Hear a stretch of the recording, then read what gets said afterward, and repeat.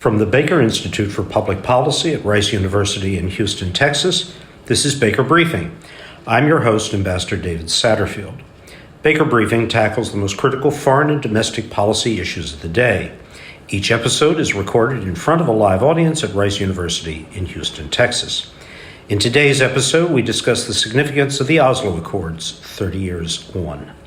We have two guests joining us today, Gilead Sher, Isaac and Mildred Brockstein Fellow in Middle East Peace and Security. Gilead was Chief of Staff and Policy Coordinator to Israel's former Prime Minister and Minister of Defense, Ehud Barak. Also joining us is Dr. Aaron David Miller, American Middle East analyst, author, and negotiator. He is a senior fellow at the Carnegie Endowment for International Peace and an old colleague and friend. Thank you both for discussing this timely and important topic with me today.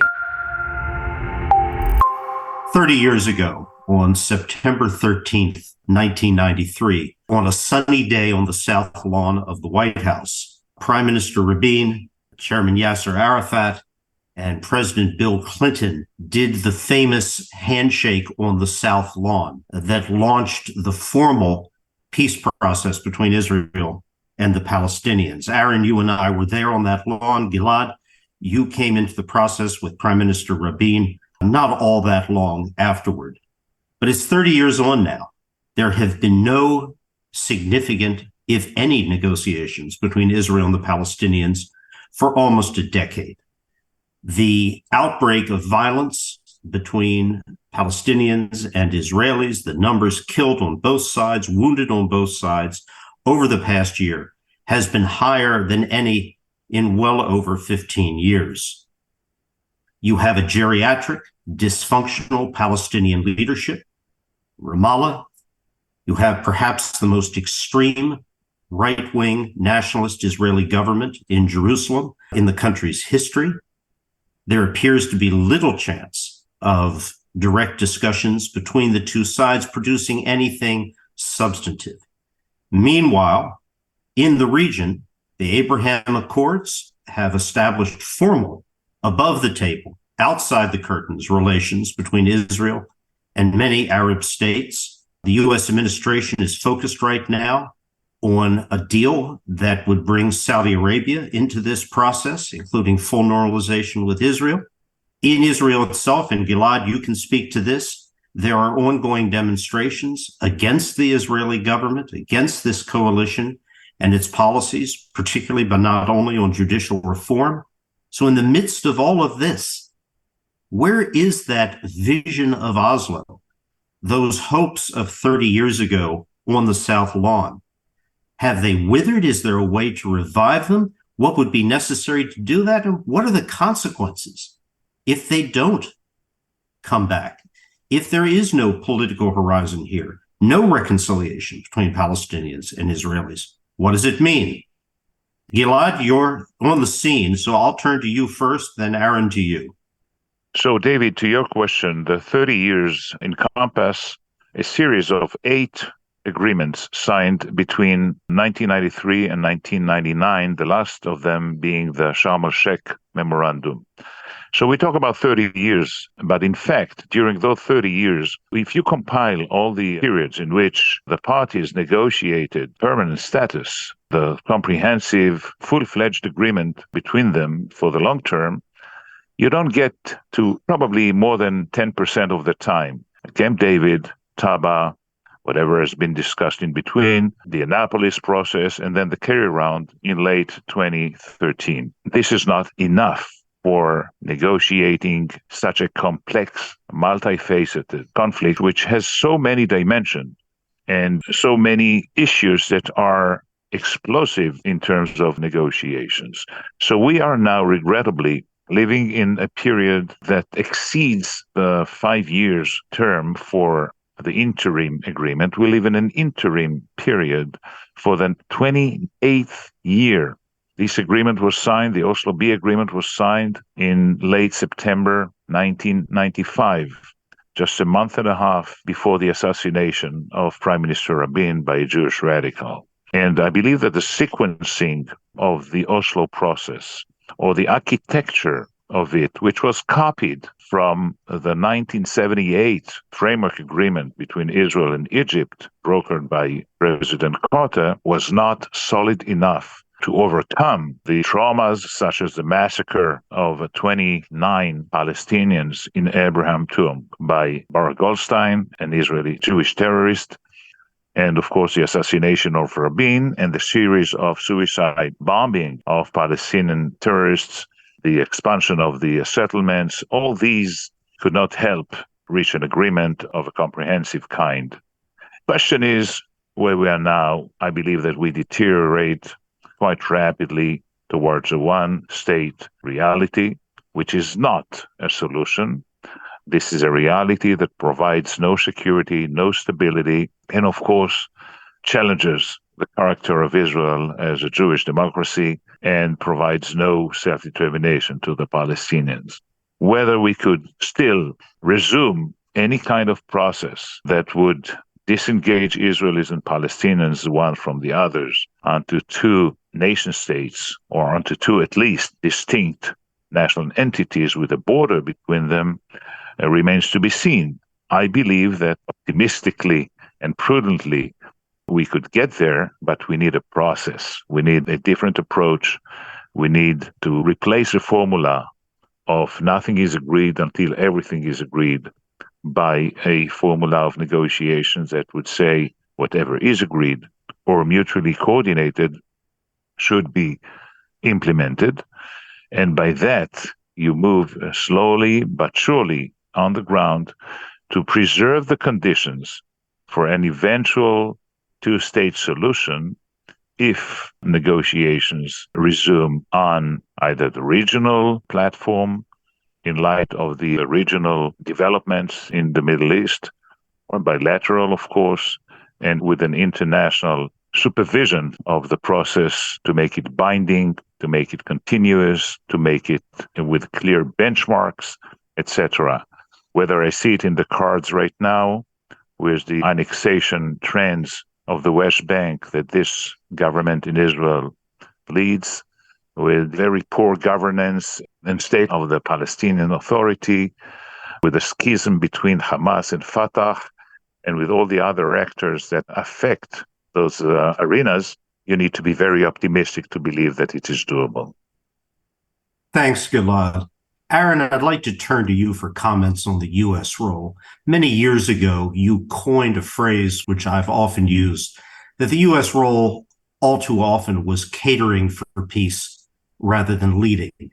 What do we need to do now? Can we do something now that could change these dynamics?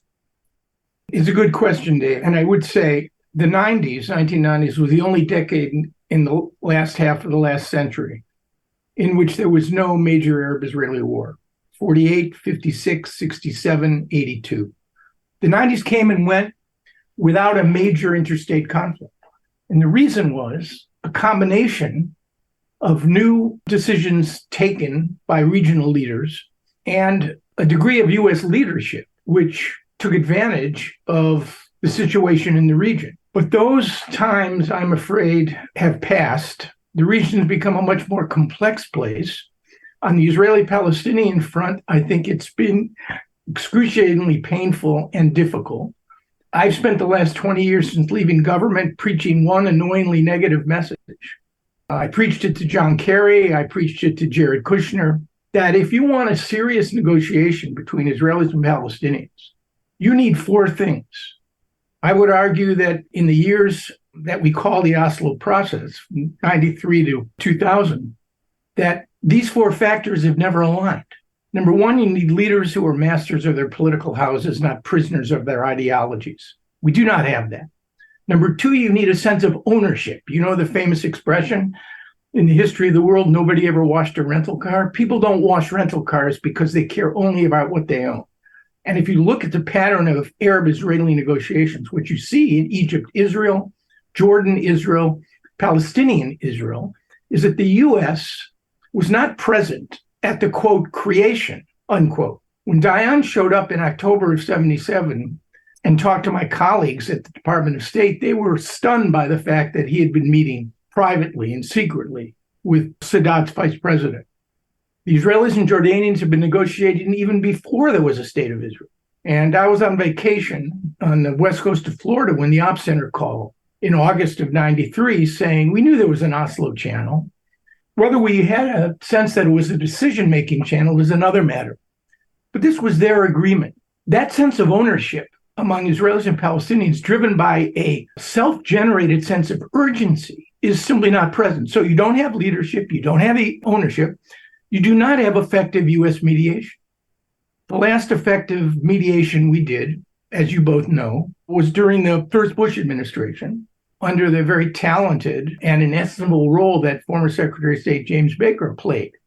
So you have no leadership, you have no ownership, you have no effective U.S. mediation. And finally, right now, you have no universally agreed organizing principle. The two-state solution, which I still believe in, separation through negotiations, to me is the only pathway that could deal with the psychological, physical, emotional, territorial challenges that the proximity problem that Israelis and Palestinians have. It's the only way to overcome that proximity. So you have none of these things. And this may be reductionist thinking, and there are no rewind buttons on history, but I continue to believe that if I could have changed two things, both have to do with leadership, over the course of the last 30 years, the three of us would be having a much different conversation. Number one, Rabin would not have been murdered. And number two, instead of a 4-year run, the first Bush administration would have gotten another 4 years. I believe that with Rabin, Bush, and Baker, we probably could have gotten one agreement, either between Israel and Syria, perhaps with a more credible interim process to begin with on the Israeli-Palestinian side, or an agreement between Israelis and Palestinians. But there are no rewind buttons. And I refuse to adopt the notion that we now have to hang a close for the season sign because everything is hopeless. Right now, the headlines look really bad and the trend lines look even worse. But we can't see around corners, and not even Pythia, the oracle at Delphi, reading the best of Godin trails, could tell you where we're going to be 5 years from now. But leadership, regional leadership, with strong U.S. mediation, still strikes me as the key to beginning a process, and maybe with courage, enthusiasm, and a lot of will and skill, concluding one. Gilad, let's take Aaron's comment about leadership and turn it to the Israeli political scene. What is your assessment of the willingness and ability, both of them, of any Israeli government that you can conceive of, not just this coalition, but any future coalition, to actually pursue the kind of leadership and process that Aaron just laid out? Is it in the cards? Well, leadership is quite rare globally, and in Israel more particularly.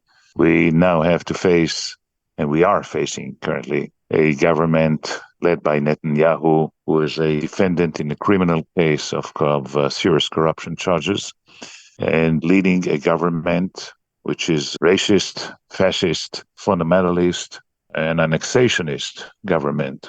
A coalition that I did not believe could be elected in Israel. He leads an assault on the judicial system, on all the foundations of the democracy of Israel. And of course, this affects both the U.S.-Israeli relationship, strategic relationship, and the alliance that we have had in the last 75 years.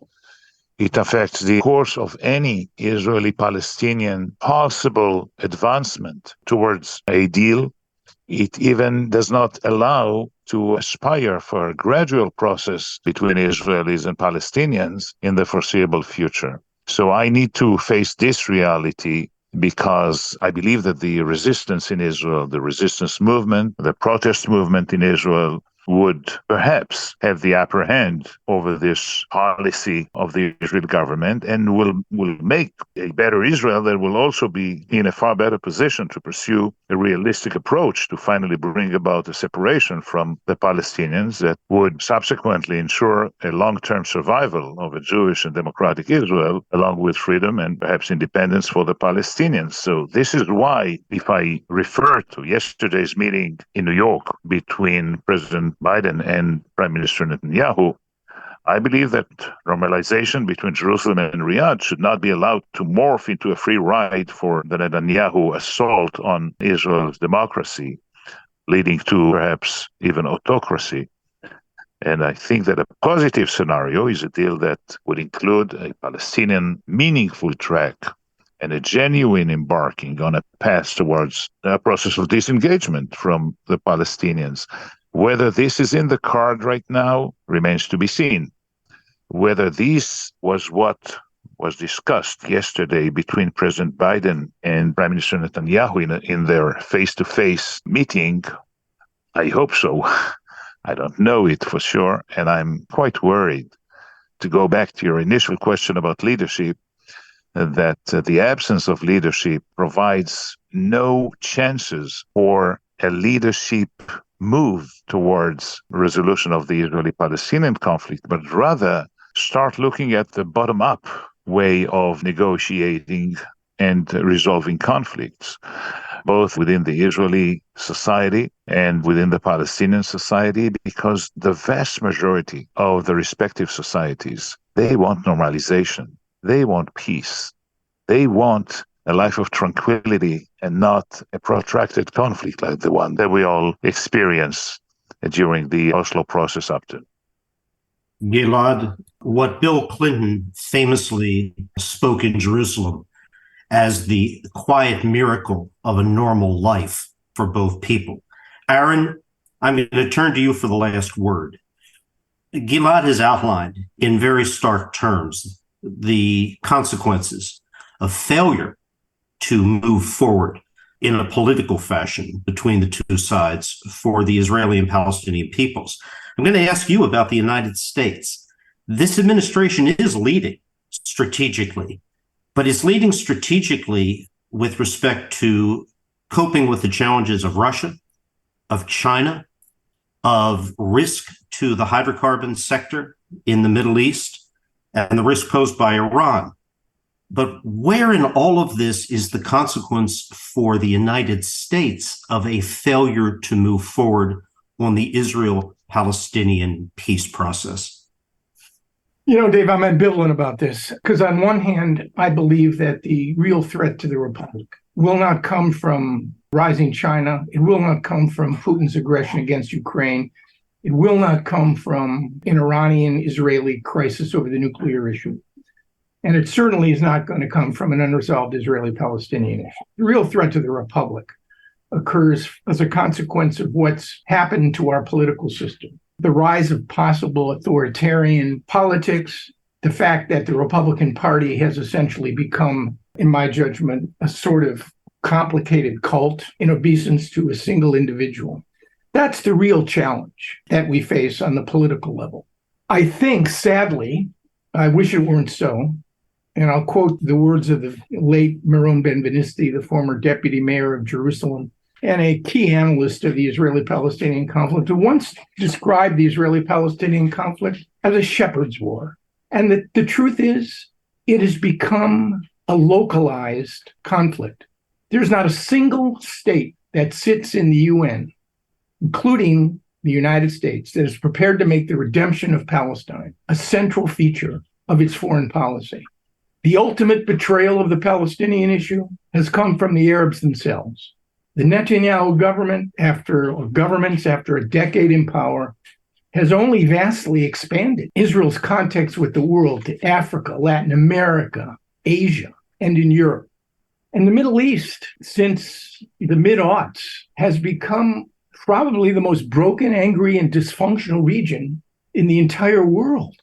5 Arab states melting down, problems of human rights, lack of transparency, absence of gender equality, poor government, in spaces that are controlled and no government in places that aren't.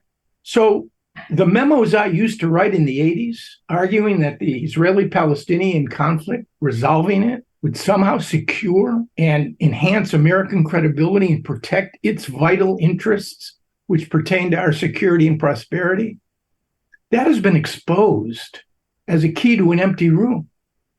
For Israelis, it will matter, as Gilead has eloquently outlined. For Palestinians under occupation, it's going to matter. Perhaps it will matter for those Arab states that share contiguous borders with Israel. But on balance, I'm not sure the memos I wrote arguing that it was a vital national interest were right. In fact, I don't think they were. Morally, ethically, it's important for the benefit of the Israeli-Palestinian populations who, Gilead has suggested, really do want not just peace as the absence of war, but something more. I have doubts, and I think, David and Gilead, the fact that the Biden administration is prepared to spend the kind of time and currency it's going to spend on Israeli-Saudi normalization, making the Palestinian issue a sort of footnote or afterthought, attests, sadly, to the headlines and the trend lines that I've identified. Aaron, last word. Many thanks. Gilead, thank you. We'll be discussing this further as time proceeds. It's important for those directly involved in the Middle East. It is still important for the United States. We want to see a world in which conflict can be resolved, where the potential for peace is still realizable. Sadly, that's not been the product of these past 30 years of on and off negotiations on this particular issue. And the consequences are still meaningful, and meaningful for the United States as well. With that, from the Baker Institute, thank you. Thank you very much, David. Let's keep the hope somewhere in front of us for a political horizon to be established. Thank you very much. And thank you, David and Gilead. I agree completely. Idealism without illusion, and maybe we'll get there. As James Baker says, pragmatism with principles. Thank you all. The Baker Institute for Public Policy provides meaningful policy analysis on the most critical challenges facing Texas, the United States, and the world. It is a nonprofit, nonpartisan policy research organization based at Rice University in Houston, Texas. To learn more, including how you can attend a live podcast recording on the campus of Rice, visit us at bakerinstitute.org. Thank you for listening.